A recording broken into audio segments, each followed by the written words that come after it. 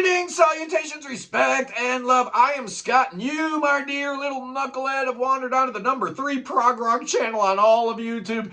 I'm not even making that up this time. It's according to ChatGPT. So congratulations to Pete Pardo and Barry Robinson for beating me with your Sea of Tranquility and your classic album review channels. That's all right. Number 3 ain't bad. But today, let me get a little hydrated and caffeinated all at the same time. Yes, indeedy do. Certainly not my first do of the day. Let's get that straight. Oh boy, what are we doing? We are doing the top 25 albums of the 70s. I'm taking it by album sales. These are the top 25 albums of the 70s based on sales. This is just US, and I'm not including greatest hits. The compilations don't count here.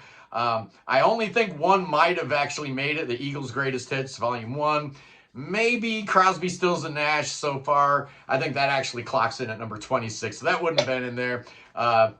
But there's one live album, a couple double albums, but the 70s were great, man. Of these 25 albums, I'm giving 6 of them a perfect score, so that's how we're doing it. And I was going to rank these, but you know, they're already ranked. They're already ranked in terms of sales, so I'm not doing a ranking on top of a ranking. So I'm just going to give each of these records a 1 out of 10 score. Starting at number 25, we're going to 1970, and it's Crosby, Stills, Nash & Young, and Deja Vu, the follow-up to the Crosby, Stills, and Nash album, which came out the previous year. This one's almost as good, but I love this album. I really, really do. Our House is one of my favorite songs of all time. I could listen to that a million times. I probably have when I was a kid, man. I listened to that over and over and over. I think I drove my parents crazy. 9.5 for Deja Vu. Great album, great album. Number 24. It's Elton John and Goodbye Yellow Brick Road from 1973, his double album masterpiece. I'm in love with side 1, right? Funeral for a Friend, Love Lies Bleeding, whatever. So good. Benny and the Jets, Candle in the Wind. Side 1 is perfect.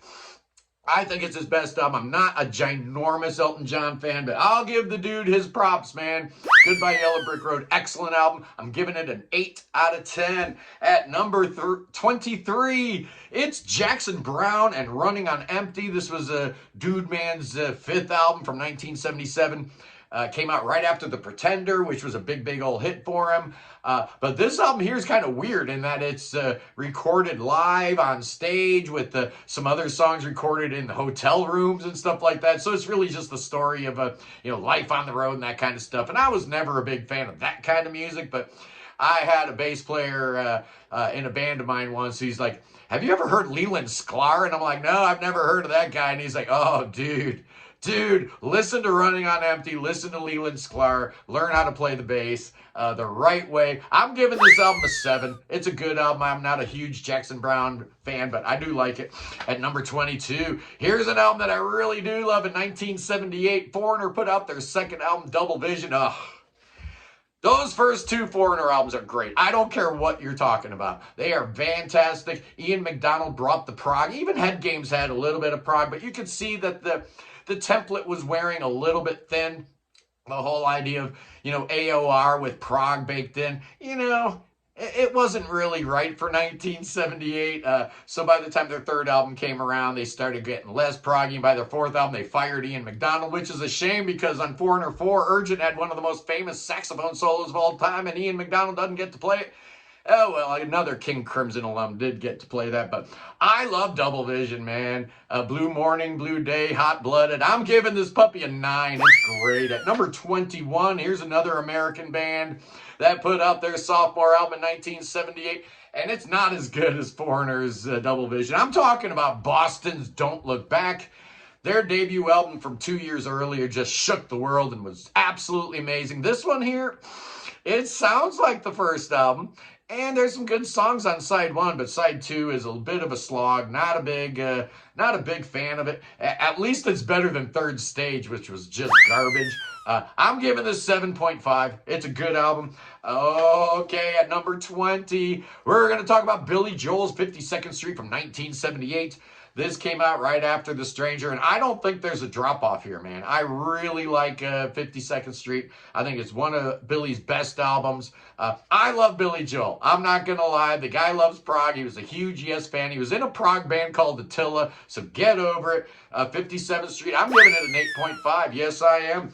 At number 19, the year is 1979, and Michael Jackson and Quincy Jones decided they wanted to click up and take on the world, and oh yeah, off the wall, man. So good. I can't believe the production on this thing. It sounds amazing. I like this album way, way, way better than Thriller. It's not even close for me. I think this album was the one that actually changed the world, but nobody was really paying attention. We didn't have an MTV, and, Michael wasn't moonwalking yet, so what am I giving Off the Wall? I'm giving it a 7.5. It's a dynamite record. It really is. Yes, indeed, at number 18, also from 1979, it's the Eagles' The Long Run, which was supposed to be their final album, but they did put out one crappy album, later on.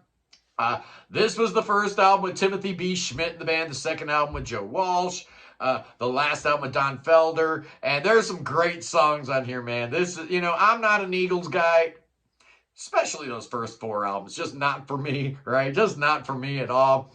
But the two they came out with Joe Walsh, man, Hotel California, The Long Run, I really dig them. I'm giving this puppy an 8. Good record, solid record, absolutely. At number 17, oh yeah, from 1970, it's Simon and Garfunkel with Bridge Over Troubled Water. Oh, this is their fifth and final album before they broke up, and Paul Simon became a big old superstar. Art Garfunkel, I guess, wanted to be an actor or something. I don't think that worked out too good for him. But things worked out pretty good for Paul Simon, and this year album is just dynamite, man. Everybody knows the title track, but Cecilia's on here, which kind of sounded like the first Paul Simon single, right? Didn't really sound like Simon and Garfunkel, kind of pointed the way to, his solo career with the world beat stuff and all that stuff. But great, great album. I'm giving Bridge Over Troubled Water a 9. Yes, I am. Okay, at number 16, from Boston, it's the band Aerosmith and their third album, Toys in the Attic. I love Aerosmith. I love early Aerosmith so much, and Toys in the Attic is so great. I think I prefer Rocks. I think Rocks is probably my favorite Aerosmith album, but this one here is real, real close, man. Real close. I love every song on here. I love everything that this band was trying to do, all the way up to, really draw the line. But Toys in the Attic, come on, Sweet Emotion and Walk This Way, all those great tracks. I'm giving it a 9.5, real close to a 10. Real close to a 10. 9.9 maybe. At number 15, it's the first of two soundtracks we've got on our list. And in 1977, there was a movie called Grease. The following year, the soundtrack came out. And, it had Sha-Na-Na on it and all this. The 50s revival was in full swing. If you were around in the 70s, you had, American Graffiti and Happy Days and Laverne and Shirley and, Grease coming out. And, the 50s revival was a big, big thing in the 70s. I mean, Sha-Na-Na, was playing big stadiums and stuff like that. Just kind of weird. These songs. Everybody hopelessly, that's not, I don't know these songs. I really don't. What's on here? You're the one that I want. I'm giving it a 5.5. Whatever. It is what it is. I like the movie. The songs are decent. At number 14, this is a way better album. This is a way better album. One of the first albums to ever debut at number 1. In 1976, Stevie Wonder decided he was going to drop a masterpiece called Songs in the Key of Life. Well, he had a couple great albums before this. He was like on a tear, man. Mid-70s Stevie Wonder, he was not only producing hits, but he was putting out some really progressive soul music, man. And this cat here, this Stevie Wonder dude, man, he did more than just like play the keyboards and sing, right? He plays all the drums. Listen to his drumming. This guy's sick. I mean, Stevie Wonder is a sick, amazing, just a pure genius. Absolute 10. No doubt about it. Come on. That's a 10. It's a 10. At number 13, 1971 saw the release of the seminal album Tapestry by Carole King. Oh, yes, Too Late Baby and You're So Vain. And every song has been played on the radio. It's one of those records everybody knows, everybody loves, everybody has. I like it. I don't love it. I think it's good. It's a good record. A little bit dated for me. It doesn't sound fresh at all, but still, it's Carole King. It's Tapestry. Yeah, maybe I prefer music over Tapestry. I'm that weirdo, but I still like Tapestry a whole bunch, giving it a 9. At number 12, it's Billy Joel's second entry here, and from 1977, it was his masterpiece, The Stranger. Oh, I love The Stranger. This was the album that broke the boy, right? He'd had, some albums before that, and he was dabbling, and, the label was getting tired of him not selling any records, and this was the one that did it for him, man. Oh, yeah. Forget about the hit, because the rest of the songs on this album are dynamite. I love it. I love Billy Joel. I'm a dyed-in-the-wool Billy Joel fan. I'll admit it. But I'm giving this a 9.5. I can't give it a 10. To me, he had one 10. That was in the 80s, though. That was the Nylon Curtain. But I love The Stranger. At number 11... let's talk about a perfect debut album, shall we? 1978 seems to be the year a lot of these, entries have been coming from, but here's another one. It's Van Halen's first album. Oh, absolutely, man. I was in the Virgin Islands when this came out, and I picked up a cassette and put it on. I was just absolutely hooked. Loved the first 4 Van Halen albums. A great, great deal. You know the story. Atomic Punk, Jamie's Crying, Running with the Devil, Ice Cream Man, whatever, man. It's perfect. It's a 10 out of 10. If you don't think so, too bad, because you're dead wrong. At number 10, it's another perfect album. Oh, yeah, this is this band's 5th album. The first album that they released that actually had a name. It's House of the Holy from Led Zeppelin, and it is my favorite Led Zeppelin album. I love this thing. Start to finish, it's their proggiest album. It's their best album. It's the coolest album. It's the best album cover artwork. Everything was working for the band at this point. They were just clicking on all cylinders. Yeah, House of the Holy gets a 10. Obviously. At number 9 for the biggest selling albums of the 70s, it's Bad Outta Hell by Meatloaf from 1977. The album that made Todd Rundgren a big old millionaire. I'm guessing about half of his income is, from production jobs, and there was none bigger than this one right here, man. One of the biggest selling albums of all time. It's only coming in number 9 for the 70s, but I think if you look at sales going forward, it's still in the top 10 all time. It's just a huge seller. Paradise by the Dashboard Lights, and Todd brings Chasm Sultan and Cozy Powell and his people on board. You got Ellen Foley singing. Mick Jones from The Clash's girlfriend. What am I giving Bad Outta Hell? I gotta give it a score. It's kind of proggy. It really is. It's got Todd. It's got good songs. Jim Steinman wrote a whole bunch of good songs. I'm gonna give it an 8. Why not? It's a good record. At number 8, it's Pink Floyd once again, and The Dark Side of the Moon. No, we haven't had a Pink Floyd entry yet. Oh, my bad. Okay. Dark Side of the Moon, 1973. The album that once it got on the charts, never got off the charts. It's been on the charts for like 648 straight years. Whatever. But is it as good as its reputation? This is the album we've all heard of a gazillion times, like right up there with Close to the Edge and, Thick as a Brick, albums we've heard a gazillion times. And we still love them. It's a great album. Come on, man. It's Dark Side of the Moon. It's incredible. I'm giving it a 10. I can't give it anything but a 10. This is the prog corner, man. At number 7, Led Zeppelin gets a 3rd entry on this list with their 1975 double album Physical Graffiti. I love a lot of Physical Graffiti because I am a huge Led Zeppelin guy. Just love Led Zeppelin. Always have, always will. But, I just kind of think this maybe should have been a single album. I'm that guy who thinks that Physical Graffiti is just a tad bit bloated. Some of those older tracks don't translate quite as well as I think they thought they would. But whatever, man. I'm giving Physical Graffiti a 9. Absolutely. It's a great, great album. At number 6, oh yeah, it's the Eagles' Hotel California from 1976. Bernie Ledden had left the band, so that's a big hole they needed to fill, and boy, they did the right thing, man. They hired Joe Walsh.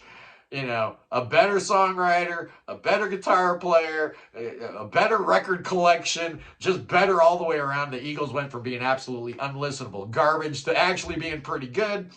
Yeah, I like Hotel California. I'm giving it an 8.5. Not bad at all. At number 5, it's the soundtrack to Saturday Night Fever, and the Bee Gees primarily are responsible for this absolute abortion. Just terrible, man.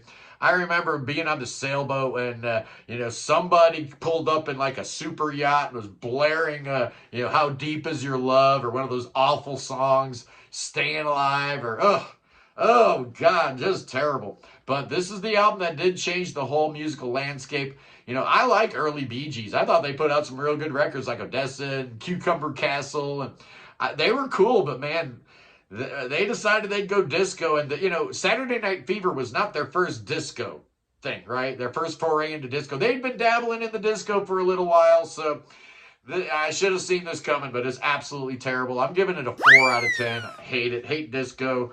Love the Bee Gees. Hate disco. At number 4.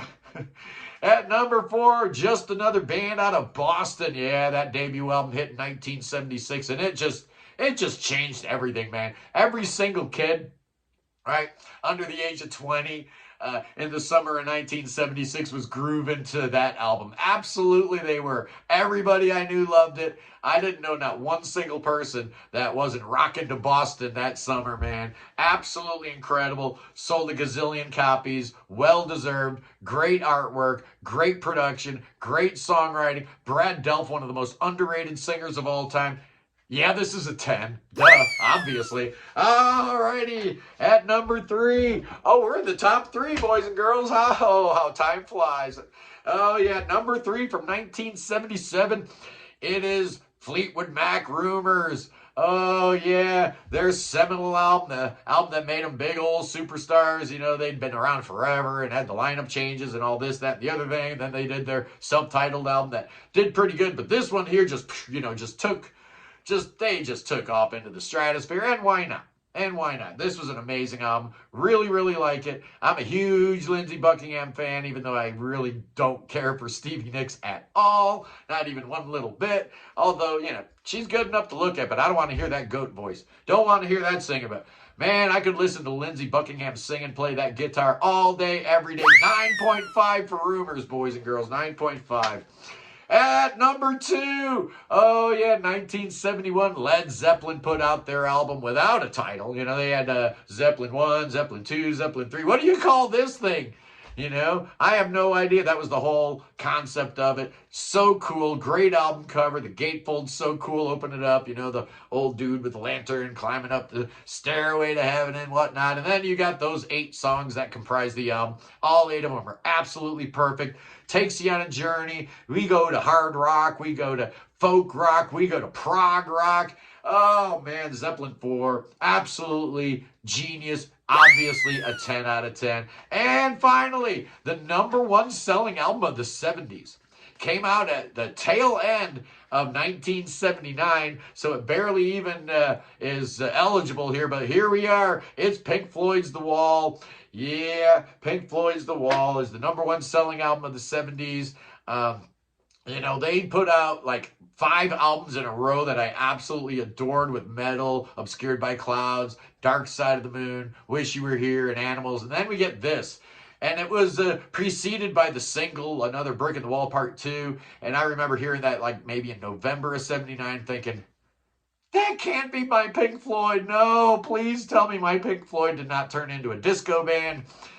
Yeah, it's not all bad. There's some great, great, great stuff on The Wall. Again, it should have been a single album. My score on The Wall, I'm giving it a 7.5. It's good, but not great. Could have been a 10 if it were a single album, perhaps, maybe. I don't know. But there you go, boys and girls. That is the top 25 albums of the 70s. Ranked by sales and rated by me. We'll do the 80s next, right? I was thinking about doing the 90s also, but man, unless you're a fan of Garth Brooks and Shania Twain, the 90s were pretty brutal as far as album sales go. So definitely doing the 90s next week.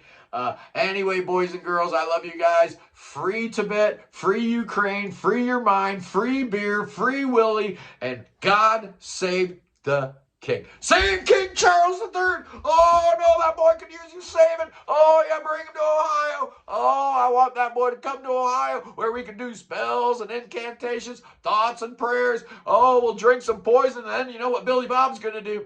Hey, Billy Bob, bust out them snakes, big boy. Here we go. Oh, the snake dance for King Charles. Oh, yeah, we're dancing with snakes in honor of King Chucky the Third. Oh, yeah, come to Ohio, boy. We'll teach you how to do it right. Oh, yes, indeedy do. I love you guys. I'll see you. Peace.